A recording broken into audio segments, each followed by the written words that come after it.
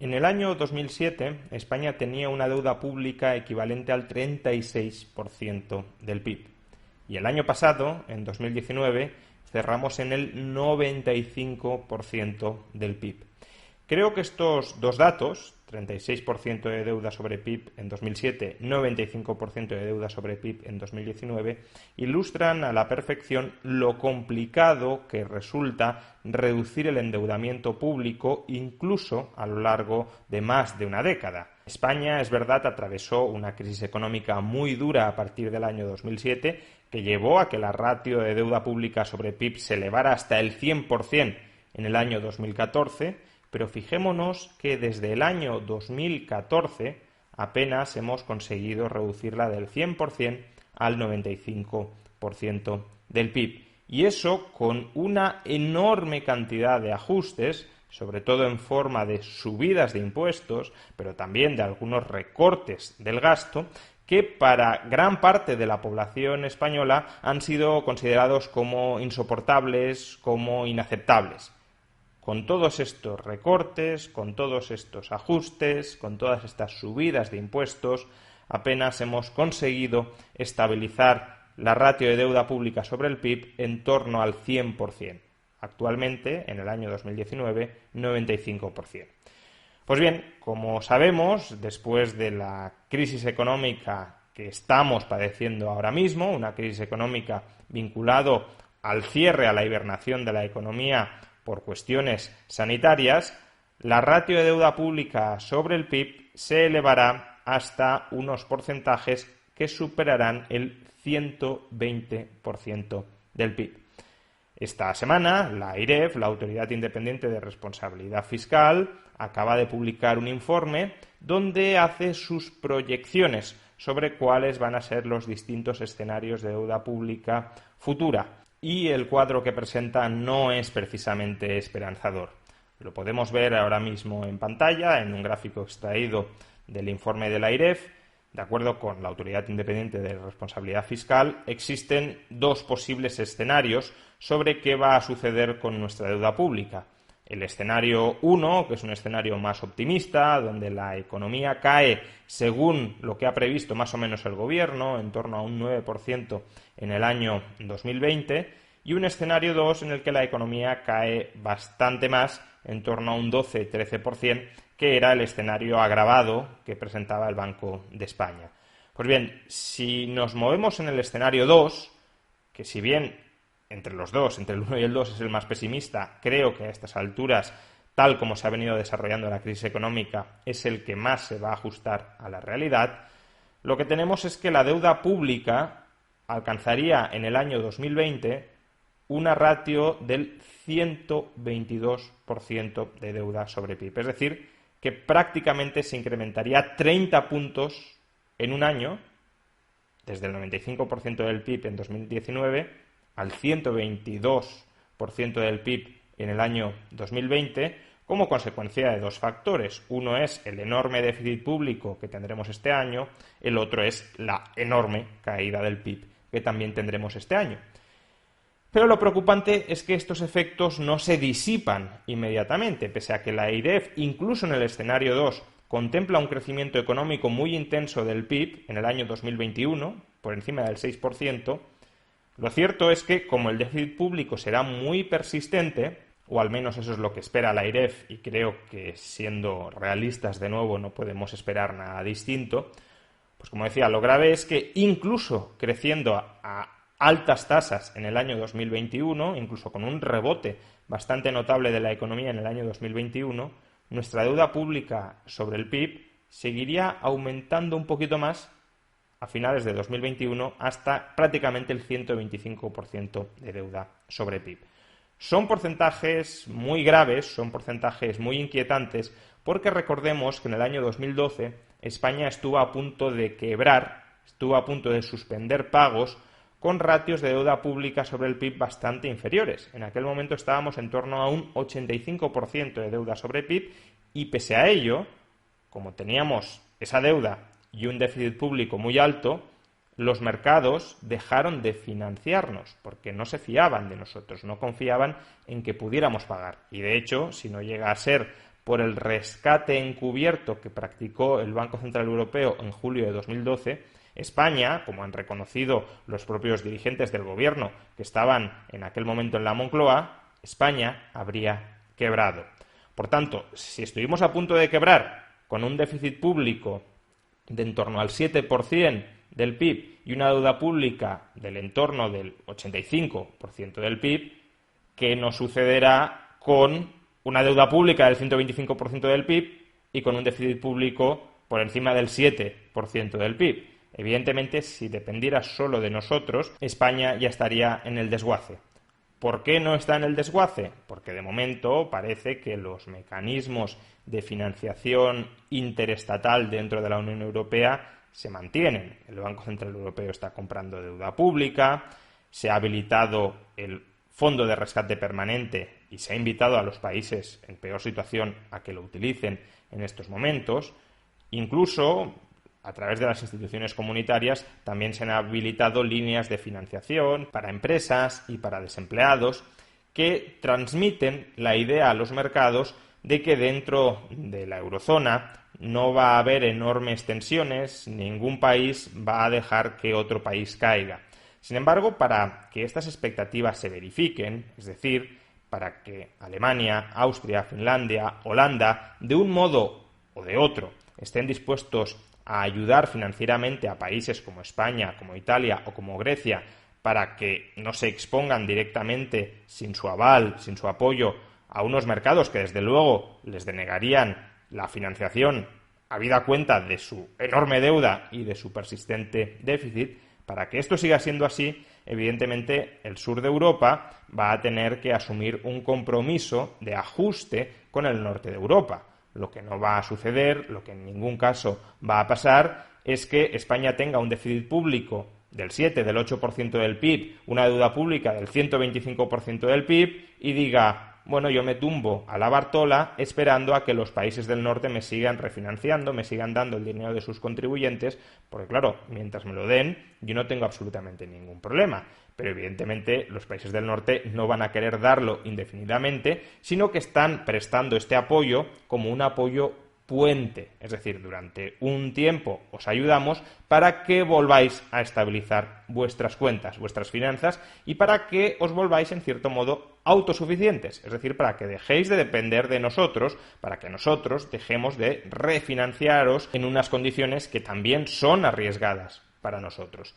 Pues bien, para que España pueda sanear sus cuentas, y esta será una exigencia que sin duda vendrá del norte de Europa, no hay otra forma que ir cuadrando progresivamente las cuentas, es decir, que reducir el déficit público, alcanzar el equilibrio presupuestario y a partir de ahí esperar a que la ratio de deuda sobre PIB vaya cayendo.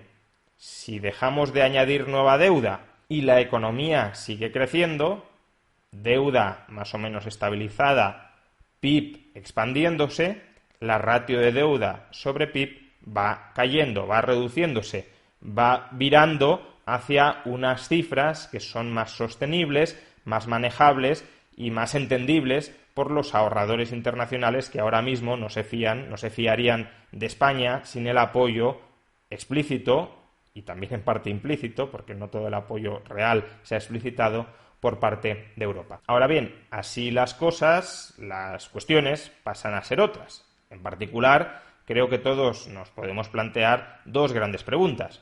Primero, ¿cuál va a ser la magnitud del ajuste presupuestario que va a necesitar España para cuadrar, para sanear sus cuentas? Dos, ¿cuánto tiempo vamos a tardar, habida cuenta de lo anterior, en haber saneado plenamente nuestra situación financiera, en ser autosuficientes frente a los ahorradores internacionales? Pues bien, a estas dos cuestiones también ha respondido la AIREF en el informe que ha publicado esta semana y, de nuevo, la respuesta no es demasiado esperanzadora. En primer lugar, la AIREF pronostica que vamos a necesitar 10 años, una década, para alcanzar el equilibrio presupuestario. ¿De dónde sale este cálculo? Bueno, recordemos, hemos terminado 2019 con un déficit público del 2,8% del PIB. Vamos a terminar 2020 seguro con el déficit público más elevado de nuestra historia, por encima del 10% del PIB. Parte de este déficit público de 2020, sin embargo, es un déficit público artificial, fruto de la caída brutal del PIB y de algunos programas de gasto que van a desaparecer en el año 2021. En el año 2021 la economía ya habrá rebotado todo lo que pueda rebotar en el corto plazo y los programas de gasto más transitorios se habrán extinguido. Por tanto, el déficit público de 2021 es el déficit público de partida sobre el que hay que empezar a trabajar para alcanzar el equilibrio presupuestario. ¿Cuál será el déficit público según la AIREF en 2021? El 8,5% del PIB.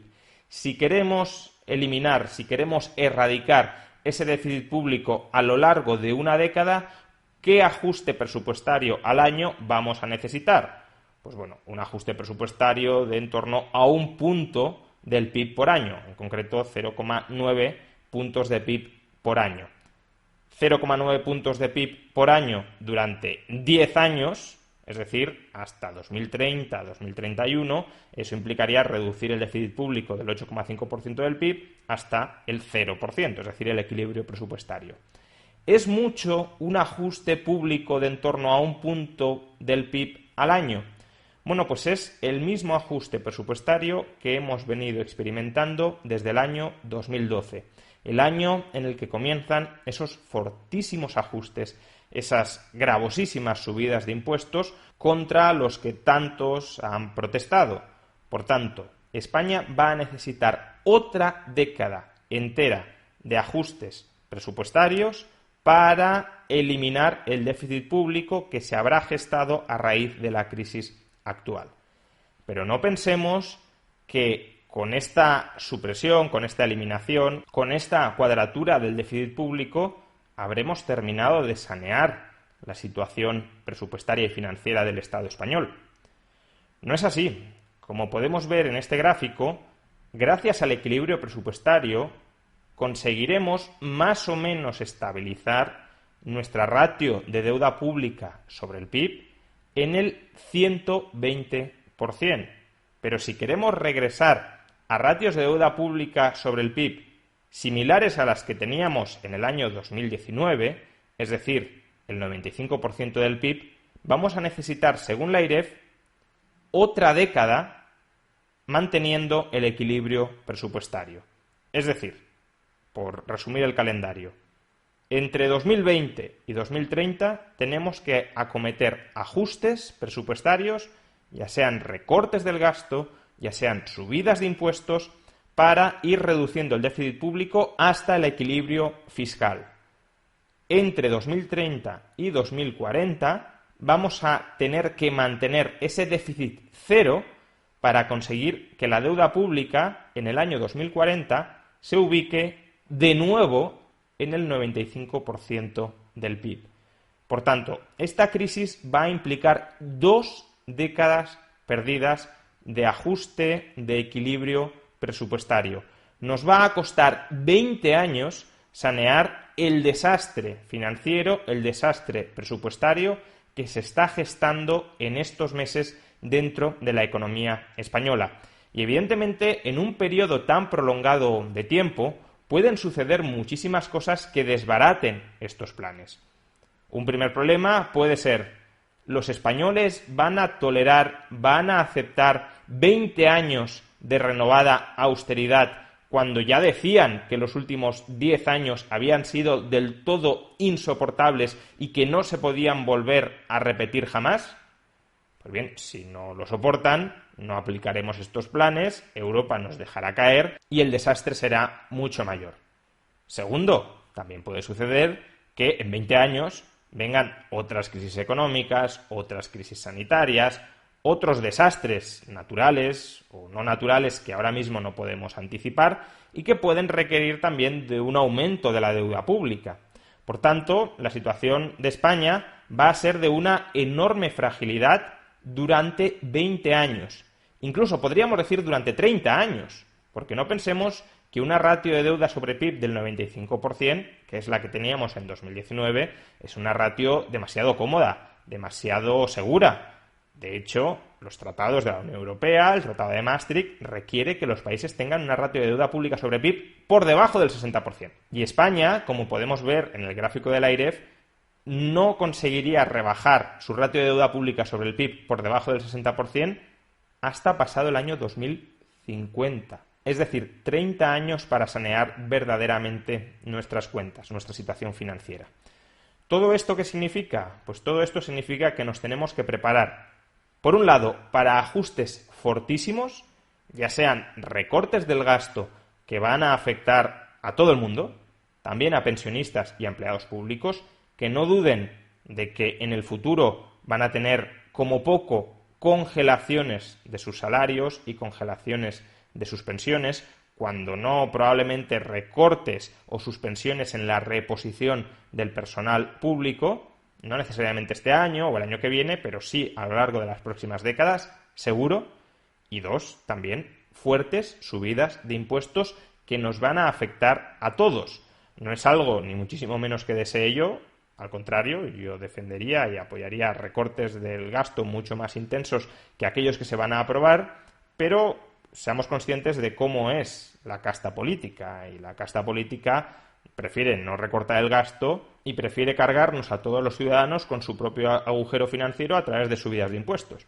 Y por otro, preparémonos también para lo inesperado, y lo inesperado puede ser cualquier shock adicional que termine por destrozar la situación financiera de España.